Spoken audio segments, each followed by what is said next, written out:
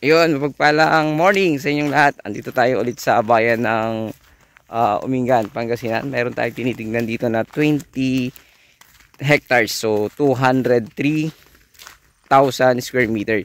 So, ang frontage dito nasa 450 more or less, sabi ng seller natin. Pero pasyalan natin. Ito yung kanyang bungad.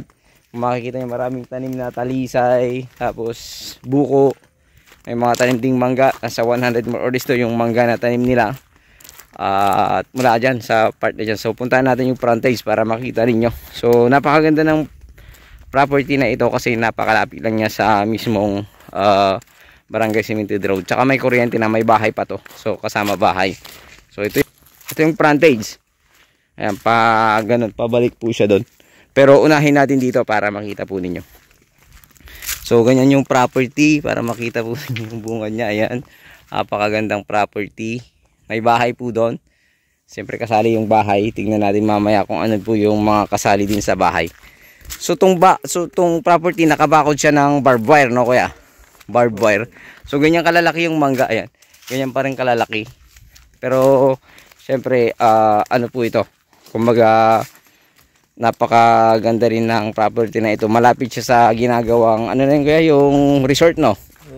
Resort na yung malaking resort. Nakalimutan ko na ng pangalan noon. So ito may mga kawayan din siya. Anong pangalan ng resort na yun kuya? Parang may lake yun eh. Ito kasali ba? Ay yung bakod lang kasali, no? Bakod lang. So dito talaga magmumula yung frontage siguro niya. Pero may frontage pa doon. Ito lang hindi niya nakuha to, no? May frontage pa doon. Tingnan natin yung frontage doon. Kasi sabi ng seller natin, all in all 400 meters frontage po yung kayang frontage. So ditong Barangay Road kasi lumiko siya eh. So may itong property na ito dito na sa kabila, no kuya. So nabenta na yata to, di ba? Itong kabila. Sayang yan, hindi natin na ano. Kaya pala yung kuryente niya nakadaan dun sa gilid niya, no. So ayan, stay tuned lang kayo, wag ko kayong may inip sa panonood dahil para makita nyo yung frontage ng property na ito at makita nyo naman napakalapit na niya sa mga ayan, kung makita mayroon siyang fish pan. So papaliparan natin ng drone kung ano lang yung kaya ng drone natin, siguro pasilip lang natin ng konti. Tataas ko na lang para makita na agad yung shape ng lupa. So dito sa part na ito, wala kasi siyang mga tinanim dito. Pero doon sa kabila, doon daw yung mga mangga, guyabano, halo-halo.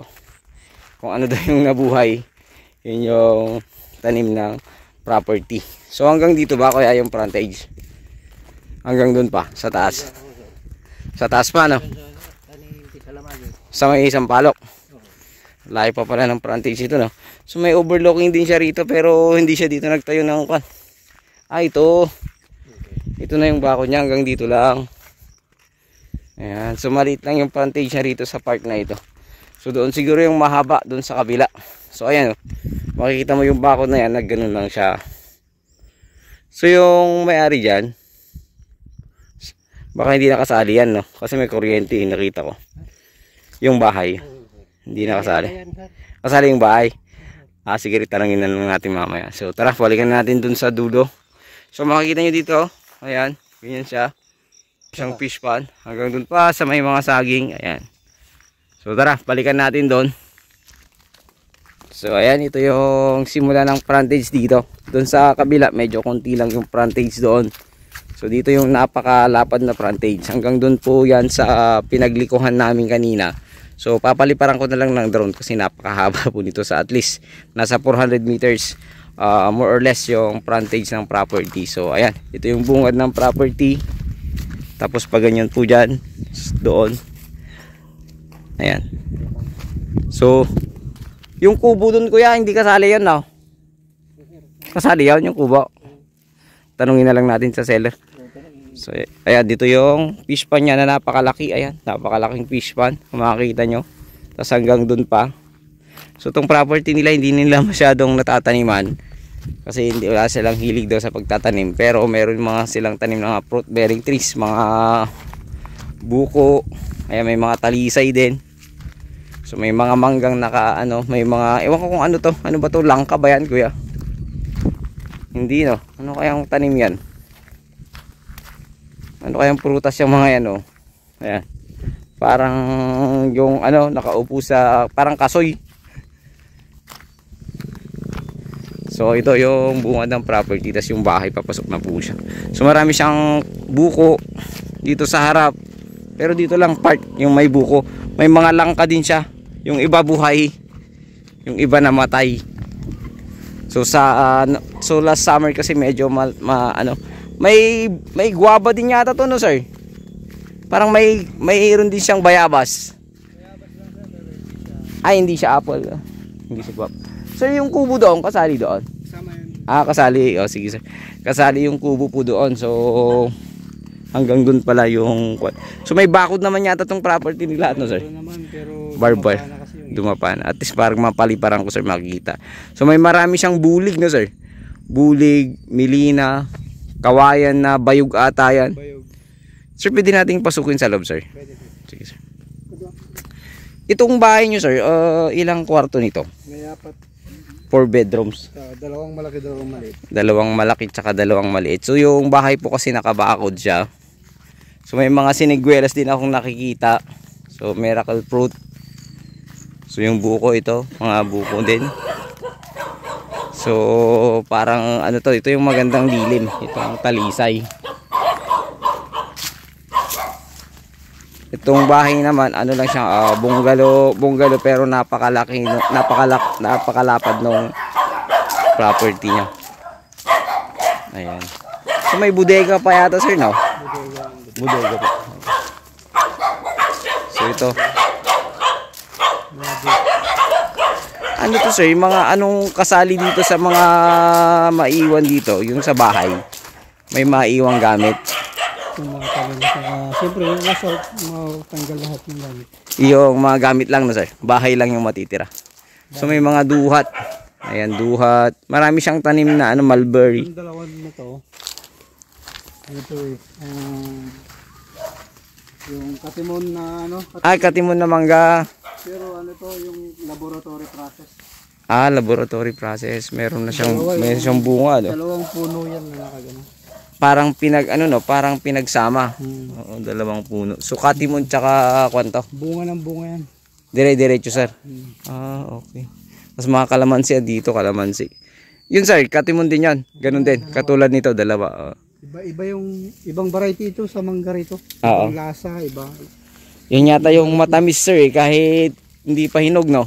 Hindi, walang lasa pag hinog. Walang lasa pag hinog. Hindi maasin. Ito sir, deep fill gripo. Iba maliban pa dun sa deep fill sa loob ng bahay. Maganda yan. Hindi lang ginagamit kaya ayan. Yun yung kulay, no? So ito yung silindro na tinatawag nila, silindro. Kaya kahit saan mo to ilagay, pwede siya, may tubig. So ayun. Mapakaganda.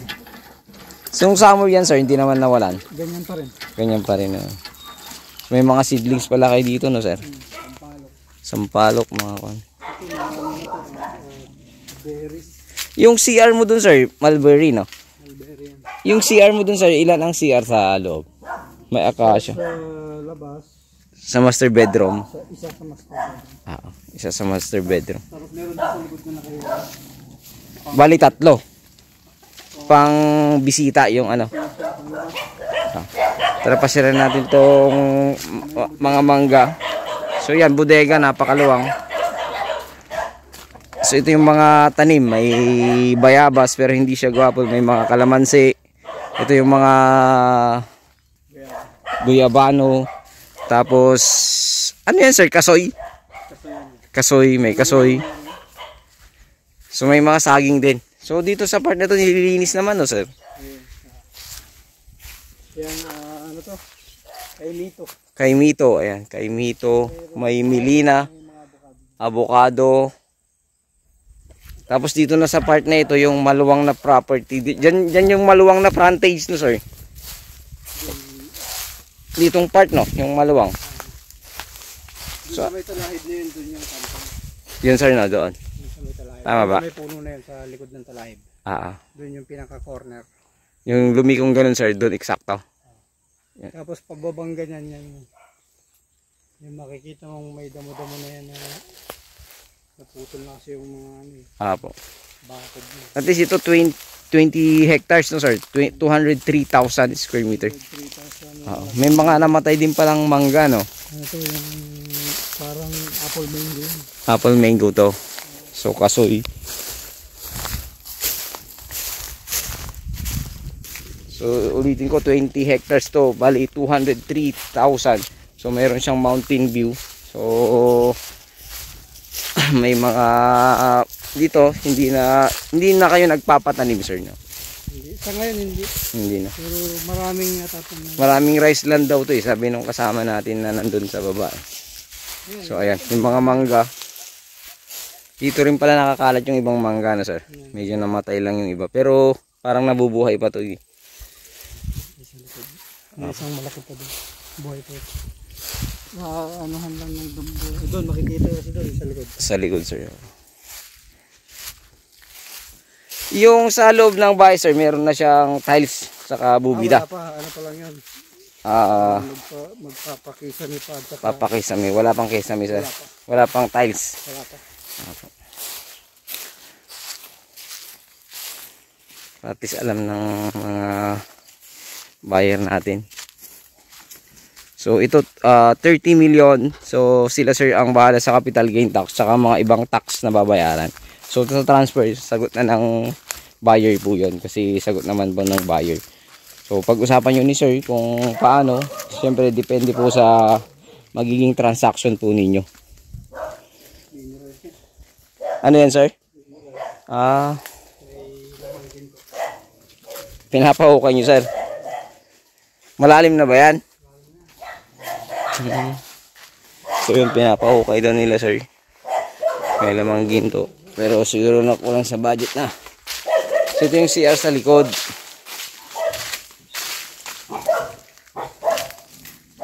CR sa likod. Gulat pa ako. Inamoy lang pala. So dito yung part na sir. Nasisigit ng ibang mangga. Dito yung mga ibang mangga.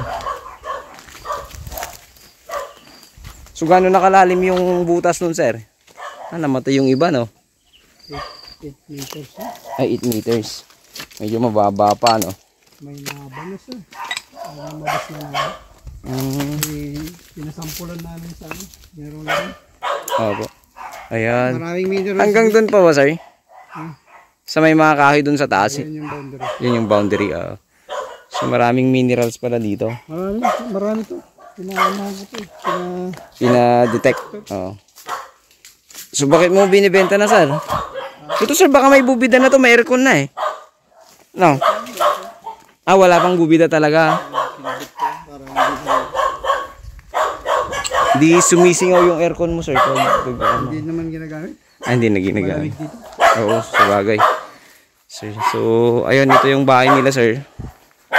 Wrap pa, hindi pa siya tapos sa loob. Tiles, tsaka, at least may 4 bedrooms yan, sir.